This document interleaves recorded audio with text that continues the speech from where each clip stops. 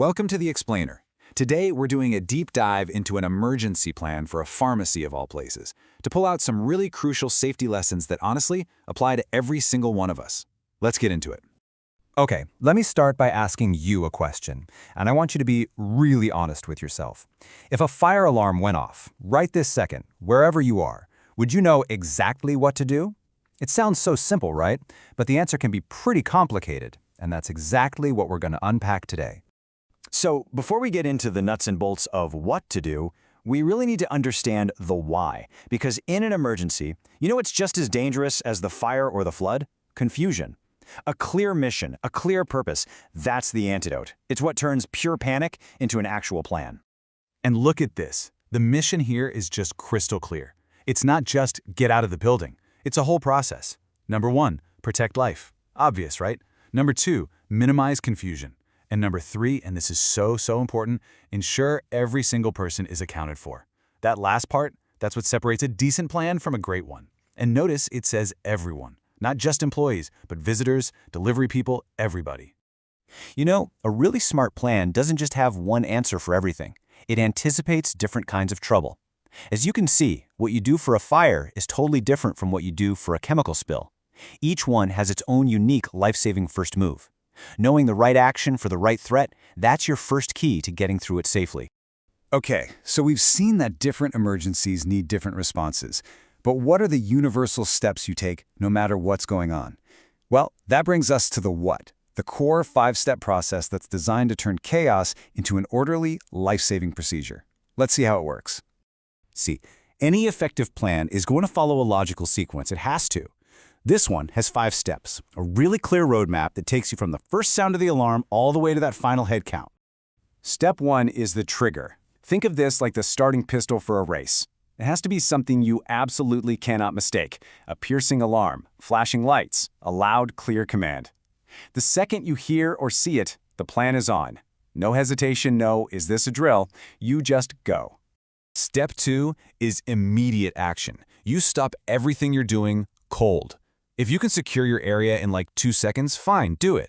But your real first priority is to look around you, help the person who looks lost or confused. In an emergency, we're all on the same team. We're all responsible for each other.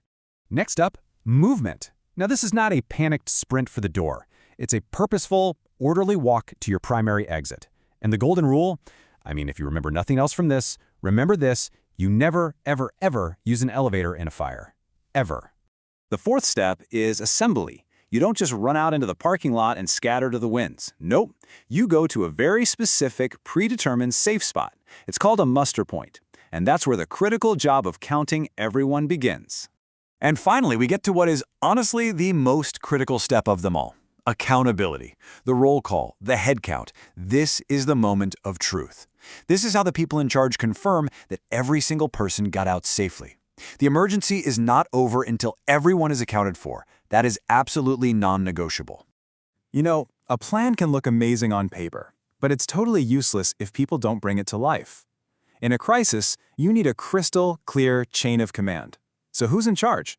Who's making the calls? Let's break that down.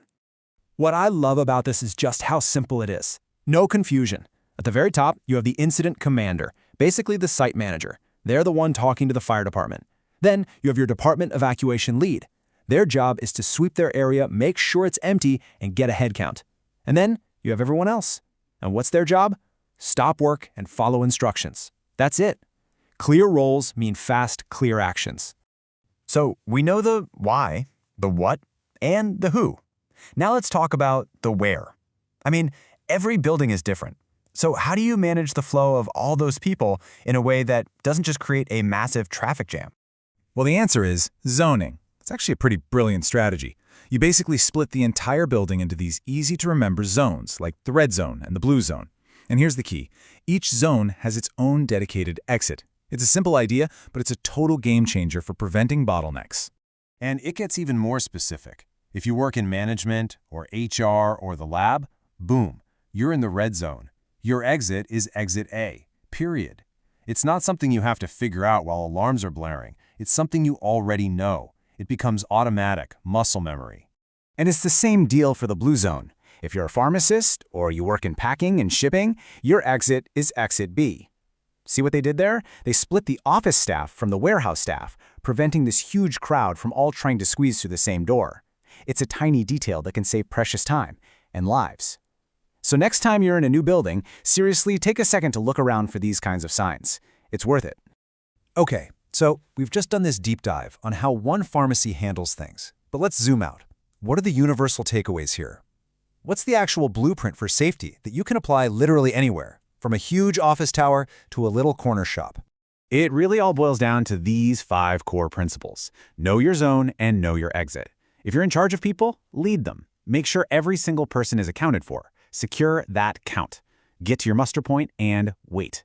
Don't even think about going back inside until you get that official all clear. These are basically the 5 commandments of a safe evacuation. So we end right where we began. You've seen the blueprint now. You know what a good plan looks like, what it feels like. The only question left is, what's your plan? Don't wait for the alarm to start figuring it out. The time to know is now.